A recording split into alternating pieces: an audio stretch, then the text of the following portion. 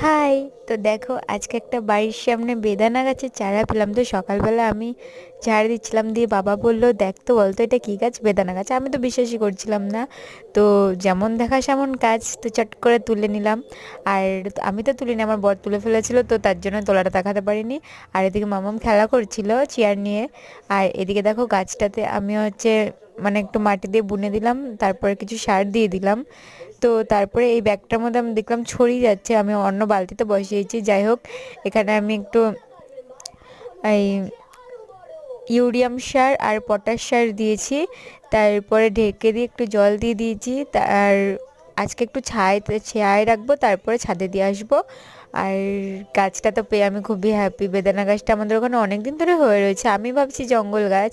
তো ছোটোবেলায় একবার উঠাতে চেয়েছিলাম কিন্তু উঠাইনি, আমি বলছে থাক, যা গাছ আছে ভালো লাগছিল দেখতে। তো আজকে যেই জানলাম বেদানা গাছ। আর এদিকে দেখো আমার এই গাছটা কত বড়